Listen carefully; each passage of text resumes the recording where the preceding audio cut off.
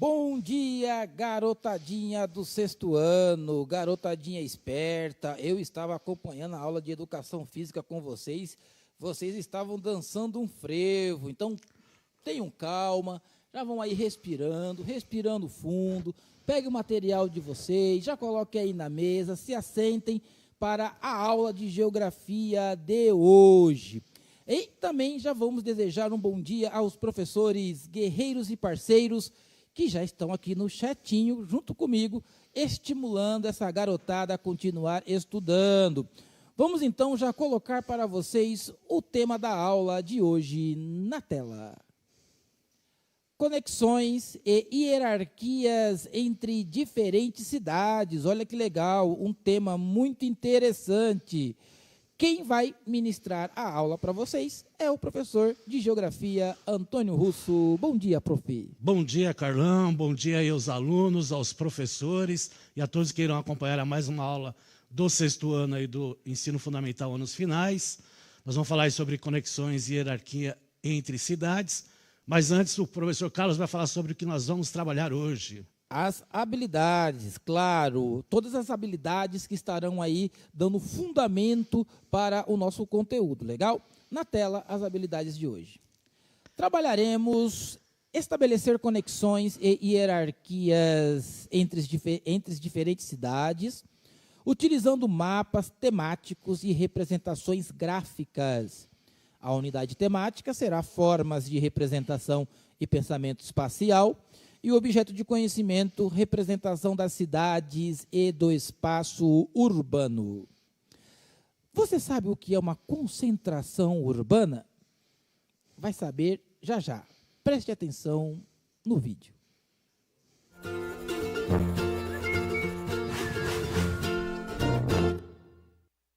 Olá, sejam bem-vindos ao IBGE Explica. Hoje falaremos sobre arranjos populacionais. Se você já passou dos 30 ou dos 40, provavelmente já se pegou algumas vezes dizendo: no meu tempo as coisas não eram assim.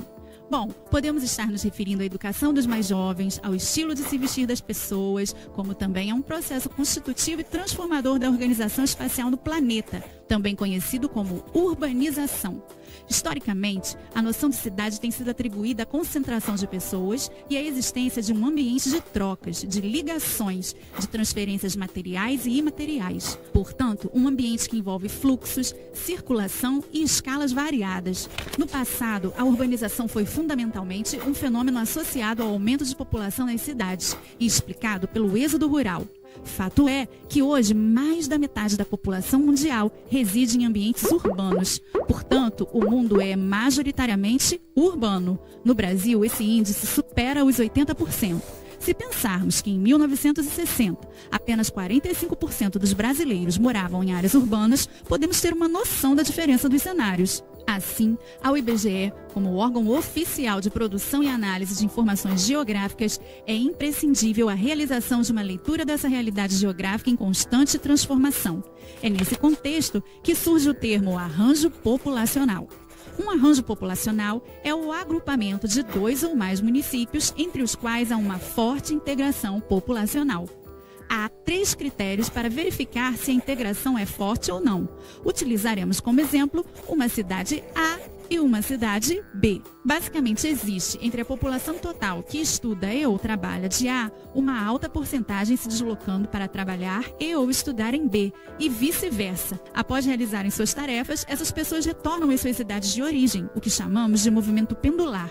A esse critério de integração, damos o nome de forte intensidade relativa. No caso de cidades muito populosas, como Guarulhos e São Paulo, o método anterior pode levar a índices baixos. Basta pensar que 1% de uma cidade de 1.000 habitantes equivale a 10 pessoas, mais 1% de uma cidade de 1 milhão equivale a 10 mil. Ou seja, embora a porcentagem seja baixa, há um grande volume de pessoas se movimentando. Portanto, estabeleceu-se que há uma forte integração quando o volume total de pessoas se deslocando para trabalhar e ou estudar entre 2 municípios é maior do que 10 mil. O nome técnico dado é forte intensidade absoluta. Um terceiro critério de forte integração é o da contiguidade das manchas urbanizadas. Quando olhamos fotos como essas, não temos a impressão de que as cidades são manchas? Então, Quando a distância entre as bordas das manchas urbanizadas principais de 2 municípios é de até 3 quilômetros, temos um arranjo. Excetuando-se os arranjos originados por municípios que se desmembraram e geraram deste modo 2 municípios já integrados, os arranjos surgem naturalmente. Em geral, as interações ocorrem pela oferta desigual de moradia e trabalho entre os centros. Nessa equação, existem importantes fatores a serem considerados, como a facilidade de acesso, que inclui tanto a proximidade quanto a qualidade das rodovias, pontes e etc. O conceito é simples e fica mais fácil de entender quando pensamos numa situação hipotética.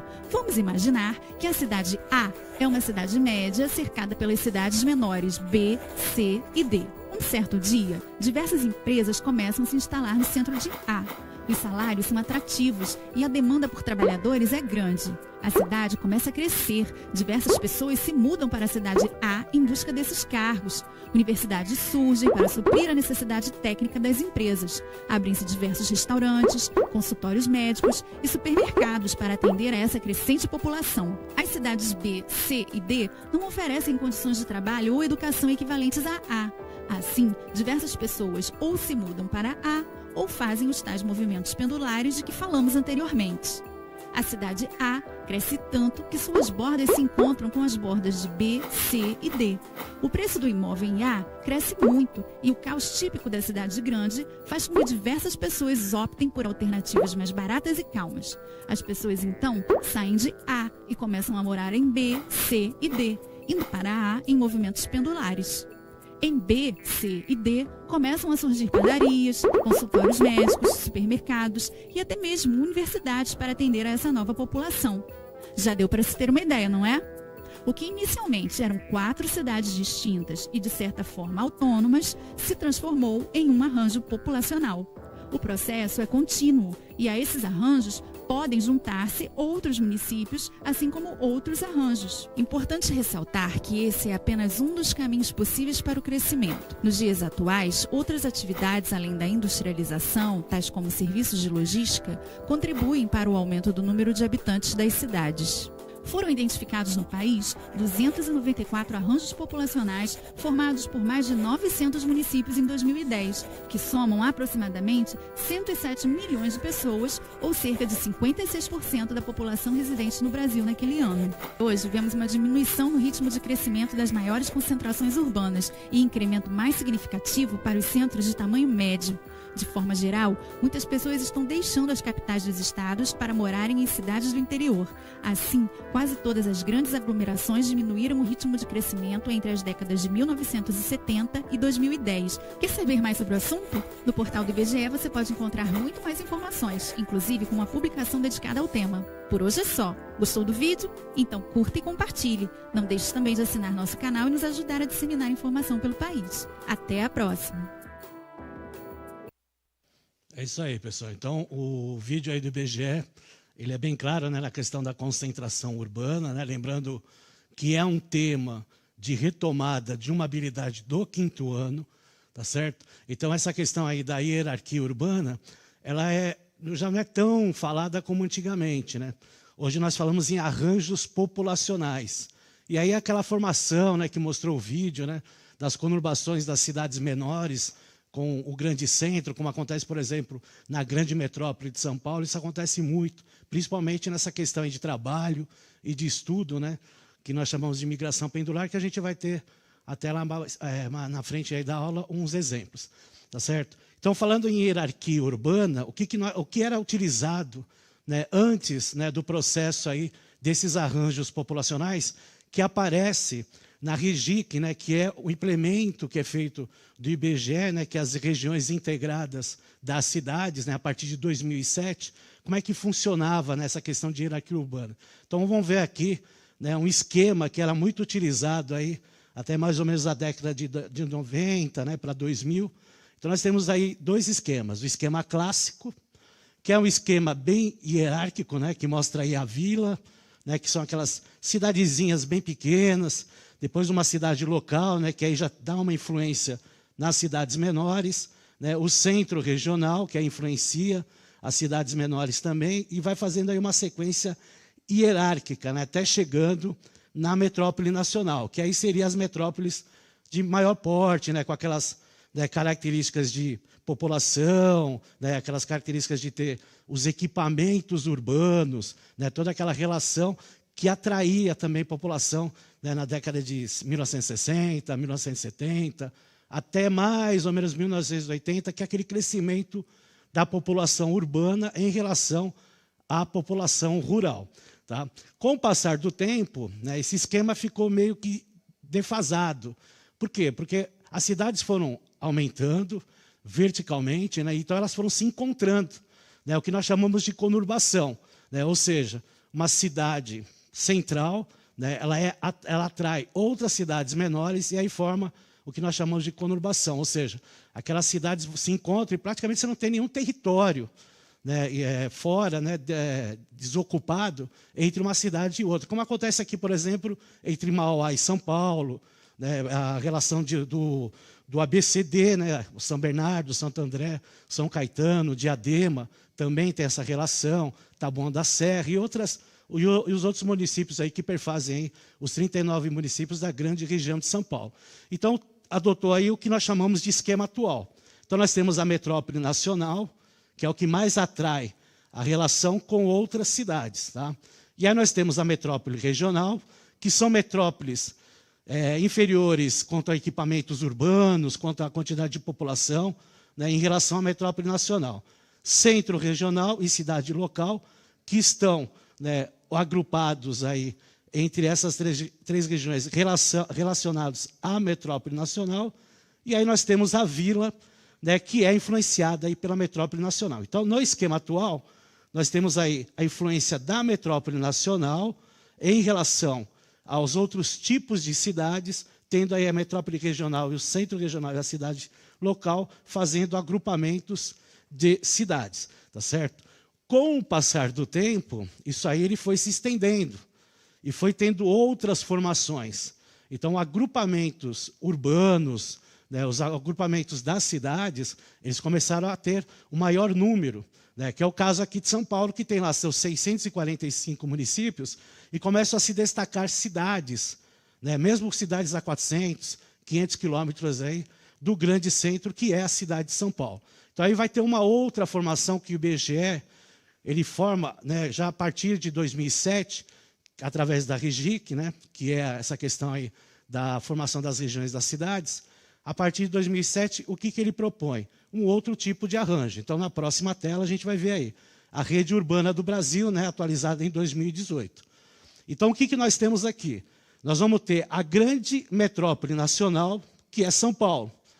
Então, São Paulo, hoje, né, aqui pela questão aí dos arranjos populacionais, é a principal metrópole do país. Tá? Então, ela vai ser considerada a única grande metrópole nacional. Então, ela vai, mostrando aqui no mapa, vocês vão ver que ela acaba se destacando, né, influenciando todas as regiões do Brasil. Então, ela tem uma grande influência, inclusive, né, tendo uma influência para fora, né, no exterior. Então, países, né, cidades aí, conhecendo aí São Paulo, né, como uma grande metrópole. Depois nós temos aí as metrópoles nacionais, tá certo? Que aí seria Brasília, Rio de Janeiro, que são aí, né, que faziam parte da antiga metrópole nacional junto com São Paulo. Então, nesse novo arranjo populacional que foi destacado aí pelo IBGE, ele dá um destaque aí para São Paulo, denominando aí de grande, né, metrópole nacional, e aí vindo depois aí Rio de Janeiro e Brasília como metrópoles nacionais, tá certo? Vamos voltar lá no mapa. E aí nós temos as metrópoles, né? E essas metrópoles aqui são as capitais, mais a cidade de Campinas, que é interessante retratar isso aí. Então, a Campinas, né, pela sua influência e pelos seus arranjos populacionais na sua região, ela é hoje conhecida aí como uma metrópole. E depois vem as sequências, tá? Que a gente não fala muito em hierarquia, né? Mas e sim, né, num processo de arranjos populacionais, principalmente na questão aí da quantidade de população, ou seja, acima de 100 mil pessoas. E aí nós temos aí capitais regionais, que aí forma aí a capital regional A e B, né? Aí nós temos a capital regional C, com uma menor influência, e os centros, que são chamados aí de centros subregionais A e B, e o centro de zona A e B. Se for fazer uma comparação com o esquema hierárquico que a gente tinha antes, os centros de zona são as antigas vilas, tá certo? Que praticamente ela tem uma influência por si mesmo, tá? Ela não influencia outras cidades nos seus entornos, mas ela tem lá, né, uma influência interior, tá certo? Então, por isso que há essa diferença. Então, é importante retratar isso. Então, os arranjos populacionais que são citados hoje, que se destaca principalmente a partir de 2007 pelo IBGE, não só em São Paulo, estou dando aí uma referência de São Paulo, mas em todo o Brasil, ele tem essa relação principalmente com a questão populacional, com a questão administrativa, né, política, né, qual que é a influência administrativa, a influência política, a influência econômica que essa cidade tem em relação às outras cidades do país. Vamos lá para a próxima tela. Aí nós temos aí o estado de São Paulo. Tá? O estado de São Paulo aí, distribuindo aí os seus 645 municípios. Né? A gente vê, né, uma aglomeração maior próximo da cidade de São Paulo, até porque nós temos a Grande São Paulo lá. Tá? Então, esse aqui é o mapa, né? As linhas vermelhas são as rodovias, né? As azuis aí são os rios, né? Então, toda essa relação aí com o mapa de São Paulo, destacando essa área próxima aí da capital como uma região mais aglomerada. Vamos lá já para o próximo mapa, que mostra as regiões administrativas. Então, o governo do estado de São Paulo, né, já a partir da década de 90, né, formou as regiões administrativas. Então, são 16 regiões administrativas. Né? O que são essas regiões administrativas? Elas centralizam o poder administrativo. Então, se pega as principais cidades do núcleo dessas cidades no entorno e aí forma as regiões administrativas para centralizar a administração dessas cidades, porque são 645 municípios. Então, se fosse relacionar com o governo de São Paulo, relacionar cada uma delas, fica difícil. Então, se faz aí um núcleo de cidades que é denominado de regiões administrativas. Nessa formação das regiões administrativas, né, com essa formação toda, tem também as regiões de governo, que aí elas são mais expandidas. Vamos lá para a próxima tela, e ela é mais distribuída. São 42 pontos de regiões de governo que também têm as mesmas obrigações das regiões administrativas, ou seja, né, administrar essas regiões, né, e passar, logicamente, para o governo central, que fica na cidade de São Paulo, as necessidades de cada município que tem nessas regiões, tanto administrativa como nas regiões de governo. Vamos lá para a próxima tela. Aí nós temos as regiões metropolitanas, né, que tem, né, aquela questão da aglomeração da população e principalmente os destaques quanto aos equipamentos urbanos. Então nós temos a região metropolitana de Campinas, a região metropolitana de Sorocaba, a região metropolitana de São Paulo, que é a Grande São Paulo, né, a maior região metropolitana do Brasil, e a da Baixada Santista. Então, nós temos essas 4 regiões aí consideradas aí regiões metropolitanas. Vamos lá para a próxima tela. E aí nós temos aglomerados urbanos, né, que aí consiste aí em regiões com mais de 100 mil habitantes. Então, nós temos 2 aglomerados urbanos aqui no estado de São Paulo. O de Piracicaba, né, que é o central, e o de Jundiaí, que é bem próximo aí de uma aglomeração da principal região aí, da região metropolitana de São Paulo, tá certo? Então, essas regiões aí, elas têm essas denominações, essas separações, pela importância de cada município em relação ao seu entorno. Né? O que é o entorno? Aquelas cidades que estão bem próximas, que utilizam dessas principais cidades como forma de trabalho, como forma de estudo, como forma de compra de produtos e outras relações aí, tá certo? Vamos lá para a próxima tela. Aí nós temos aí uma atividade, professor Carlos. É uma atividade bem interessante. Vamos lá, galerinha, prestando atenção.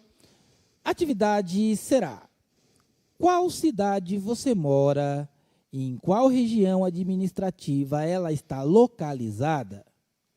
Qual cidade você mora e em qual região administrativa ela está localizada? Dedinhos no teclado, 2 minutos, já voltamos, participe!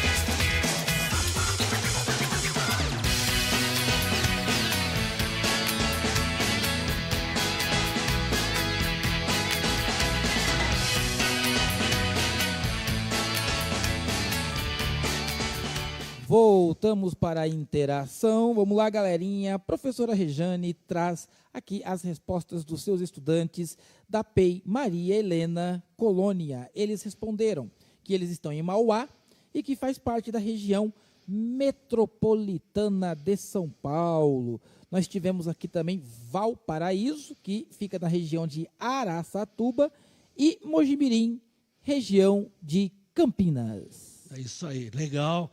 Então, essa identificação com a sua cidade, com a sua região administrativa, a sua região de governo é importante, né, por causa da relação aí que se tem desses municípios. Como falou aí da questão aí do município de Mauá, né? Então vamos aí para o mapa da região metropolitana do município aqui de São Paulo, né? E os outros 38 municípios. Então essa mancha vermelha aí que aparece nesse desenho em vermelho no estado de São Paulo é a região que nós chamamos de Grande São Paulo, que tem aí a cidade de São Paulo como a principal, né? Conurbando, né? Ou seja, né? Indo, né? Verticalmente e se encontrando com os outros 38 municípios que perfazem aí a maior, né, região metropolitana do país, tá certo? Na próxima tela, a gente vai ver aí a região metropolitana de São Paulo, né, e as suas cidades, né? Então está São Paulo ao centro, e aí nós temos as sub-regiões, né? Em vermelho está a sub-região norte, em verde está a sub-região leste, em azul a sub-região sudeste, em roxo a sub-região sudoeste, e em amarelo nós temos aí a sub-região oeste. Então vejo que até a região da Grande São Paulo, ela também tem essa divisão, que é uma divisão administrativa, até para, né, concentrar, né, os problemas ou as necessidades de cada município. Vamos lá para a próxima tela, e aí nós temos uma mancha aí urbana, né, mostrada através de imagem de satélite da cidade de São Paulo. Então veja a urbanização aí, como afeta, né, a questão da região, né? Então nós temos uma grande mancha aí, bem destacada aí, né, de desmatamento por causa da urbanização que nós temos na cidade de São Paulo. Vamos lá para a próxima imagem. Essa imagem é extremamente interessante, que mostra um complexo metropolitano de vários municípios que nós temos, né, que está em torno de São Paulo, né, que tem até uma distância até de 150 quilômetros, que é o caso aí de Piracicaba, né? Então nós temos São José dos Campos, Jundiaí, Campinas, Sorocaba, né? Então é uma imagem à noite, né, feita aí através de várias imagens de satélite, e a luminosidade, né, desses municípios, né, fazendo aí até uma conurbação dessas regiões aí, né? Então vejam que dá a impressão que é só uma região metropolitana. Então é um complexo metropolitano com várias regiões, tanto metropolitanas, como é o caso de Jundiaí e de São Paulo, como de outras regiões administrativas aí. Vamos lá para a próxima tela. E aí nós temos os deslocamentos pendulares ocorridos aí na região metropolitana de São Paulo. Então, o que está em preto são os que estudam, né, que fazem a migração pendular.